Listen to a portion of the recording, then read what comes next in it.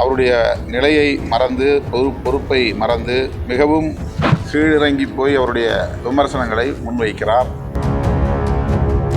தாலியை பறித்து இஸ்லாமியர்களுக்கு கொடுத்து விடுவார்கள் என்ற அளவுக்கு அவர் பேசுவது அவருடைய பொறுப்புக்கு அழகல்ல. அது அவருடைய அச்சத்தை வெளிப்படுத்துவதாகவே கருதுகிறோம். கடந்த காலங்களில் கைது செய்திருக்கிறார்கள். ஆனால் இந்த முறை அமலாக்கத்துறையினரே நேரடியாக அவர்களை கைது செய்திருப்பது எதேச்சதிகார போக்கை வெளிப்படுத்துகிறது. டெல்லியிலே 7 தொகுதிகளும் ஆம் ஆத்மி கட்சி கைப்பற்றும். அங்கே ஒரு இடத்தில் கூட காங்கிரஸ் வர வாய்ப்பில்லை. பிரதமருடைய பிரச்சாரம் பெண்கள் தாலியிலிருந்து இப்போ எரும மாடுக்கு வந்திருக்கு.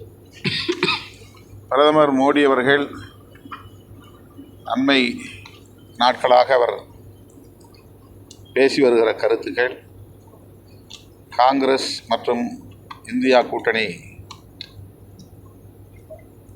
வெற்றி பெற்றுவிடும் என்கிற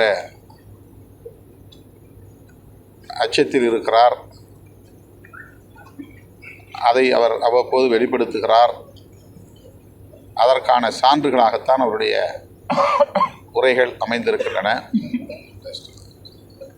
அவருடைய நிலையை மறந்து பொறுப்பை மறந்து மிகவும் கீழிறங்கி போய் அவருடைய விமர்சனங்களை முன்வைக்கிறார். குறிப்பாக தாலியை பறித்து இஸ்லாமியர்களுக்கு கொடுத்து விடுவார்கள் என்ற அளவுக்கு அவர் பேசுவது அவருடைய பொறுப்புக்கு அழகல்ல. அது அவருடைய அச்சத்தை வெளிப்படுத்துவதாகவே கருதுகிறோம். தேர்தல் ஆணையம் அவருக்கு லெட்டர் அனுப்பாம நட்டாவுக்கு அனுப்பியிருக்காங்க. நடவடிக்கை எப்படி எடுப்பாங்க? தொடக்கத்திலிருந்தே தேர்தல் ஆணையத்தின் அணுகுமுறைகள் அதிர்ச்சி அளிக்கக்கூடிய வகையாக உள்ளது. இந்த பிரச்சனையில் யார் மீது குற்றம் சுமத்தப்படுகிறதோ அவருக்கு விளக்கம் கேட்டு அறிக்கையை அனுப்ப வேண்டும். அப்படி பிரதமருக்கு அனுப்ப வேண்டிய தேர்தல் ஆணையம் அதற்கு மாறாக திரு நட்டா அவர்களுக்கு அனுப்பியது ஏன் என்று விளங்கவில்லை. தேர்தல் ஆணையத்தின் இந்த அணுகுமுறை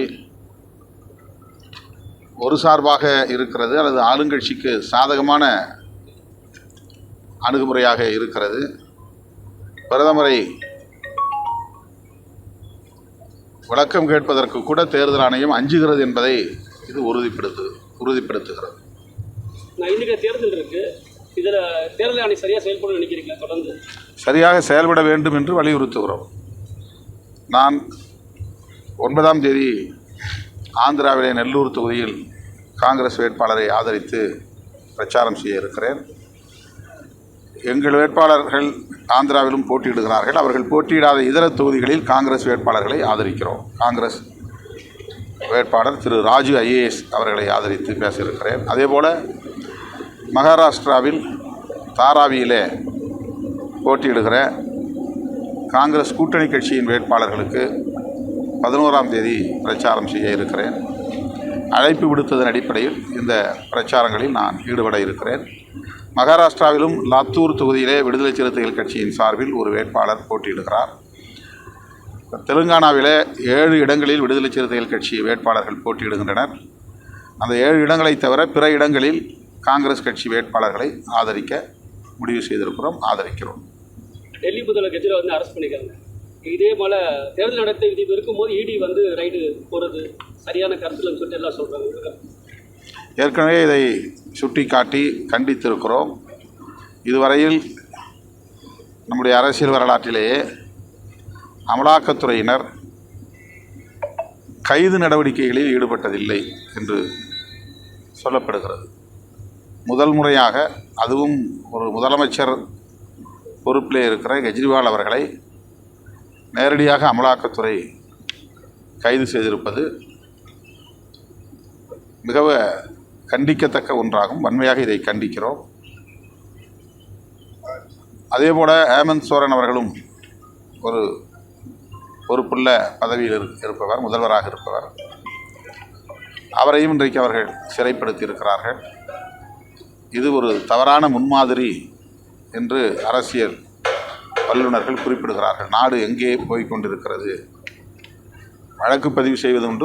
வழக்கு பதிவு செய்த பிறகு அதற்கென்று கைது செய்கிற அதிகாரமுள்ள துறையினர் தான் கடந்த காலங்களில் கைது செய்திருக்கிறார்கள். ஆனால் இந்த முறை அமலாக்கத்துறையினரே நேரடியாக கெஜ்ரிவால் அவர்களை கைது செய்திருப்பது எதேச்சதிகார போக்கை வெளிப்படுத்துகிறது. இது தொடர்பான பிரச்சாரம் வந்து இந்தியா கூட்டணிக்கு பின்னடைவு ஏற்படுத்தும். இது 2 பேர் கைது. இந்தியா கூட்டணிக்கு இதனால் எந்த பின்னடைவும் ஏற்படாது. NDA தேசிய ஜனநாயக முன்னணிக்குத்தான் இதனால் பின்னடைவு ஏற்படும். டெல்லியிலே 7 தொகுதிகளும் காங்கிரஸ் ஆம் ஆத்மி கட்சி கைப்பற்றும். அங்கே ஒரு இடத்தில் கூட காங்கிரஸ் வர வாய்ப்பில்லை. பிஜேபி மன்னிக்க வேண்டும், பிஜேபி வர வாய்ப்பில்லை. காங்கிரஸ் ஆம் ஆத்மி கட்சி, காங்கிரஸ் 3 தொகுதிகளிலும், ஆம் ஆத்மி கட்சி 4 தொகுதிகளிலும் போட்டியிடுகிறது. 7 தொகுதியிலும் காங்கிரஸ் ஆம் ஆத்மி கட்சிகள் வெற்றி பெறும். இதுபோன்ற செய்திகளை மேலும் தெரிந்து கொள்ள எங்களது யூடியூப், ஃபேஸ்புக் மற்றும் ட்விட்டர் ஆப்களை சப்ஸ்கிரைப் செய்யவும்.